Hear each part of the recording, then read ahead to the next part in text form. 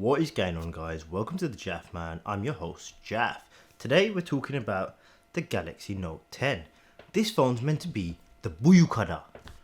What on earth is the Buyukada? It literally means in Turkish, the big one. How do I know this? I've been in Turkey recently. I don't know if I look tanned or not. I'm Asian, I'm brown as it is, so you probably can't tell. But there was a massive island near Istanbul, and out of all the collection of islands, one was called the Buyukada, which literally meant the big one.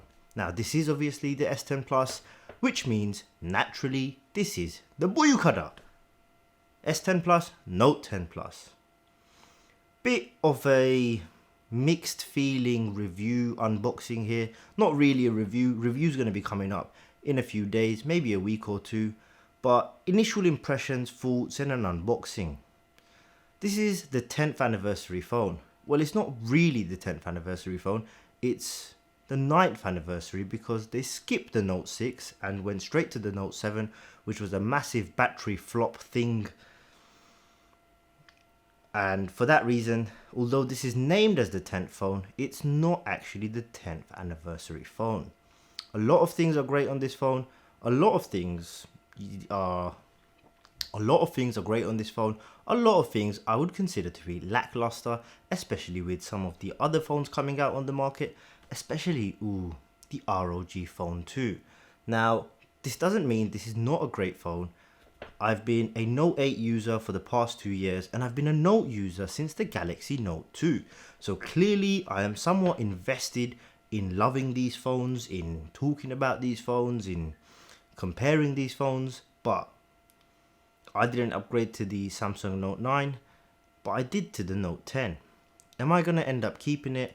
Am I going to decide within 14 days that I am unhappy with my purchase and return it? So with all that said, let's show you this quick unboxing. So here is a box, and here is a knife that I took from Turkey, or bought rather, one of my little souvenirs, mementos. Unbox this thing. And some weird packaging shenanigans this year. No little handbag that they gave me last year, as well as some weird rubbish marketing. I mean, look at the picture of that phone on a Note 10. That looks like an S7 Edge. What the hell, man? In my previous Note 8, at least they gave me this little thank you card, alongside a little handbag. Now, here is the box itself. Packaging is very boring with Samsung as of late, because these packages all look the same. Here you can see my exquisite, or rather anal maybe, weird unboxing methods. I buy this phone with my money, I don't get it for free, which is why this review wasn't out weeks earlier like everybody else's. However, if you open your phone in this way, when it comes to resale, if you sell it privately, at least the next buyer could think this person really took care of their stuff. And here we go, here's Samsung's Apple copied phone at the top antic that's been going on for the last few years. At this point I stay quiet for popular unwrappings.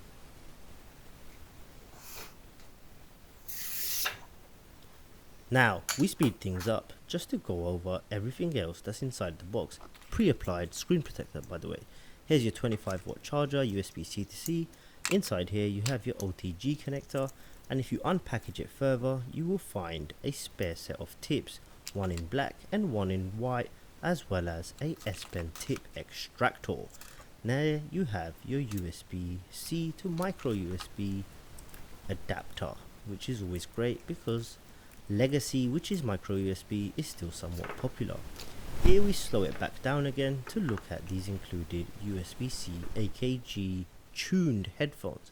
I did notice the cable for the main part of these headphones was a lot thicker off the bat, and I just had to compare it with the old pair, and my suspicions were correct. Now this phone obviously is very different to previous iterations.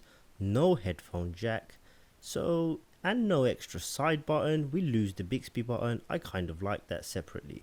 Now there's my Note 8, handy little phone for the last 2 years. You can use any sort of headphones you want. With the Note 10 you have to use this type of adapter. This adapter that I purchased from Amazon for about £10 seems to be working really great, and I'll include a link below. Now this phone does look absolutely beautiful with a full screen with this hidden kind of wallpaper, But the issue, when I go into the home screen, you can see there's a black bar and I can't seem to get rid of it no matter what settings I played with. If you know anything different, talk to me in the comments below.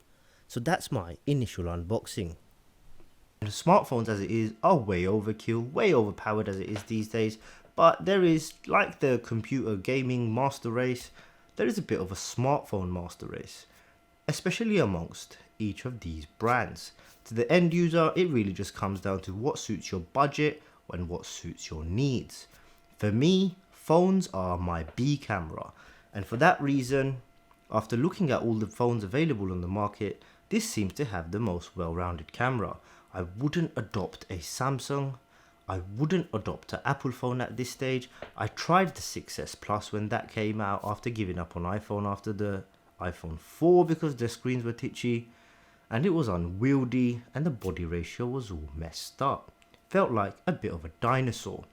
Now I went for the black version. I'm not a fan of the all singing glitzy multicolor version. It's just too much for me.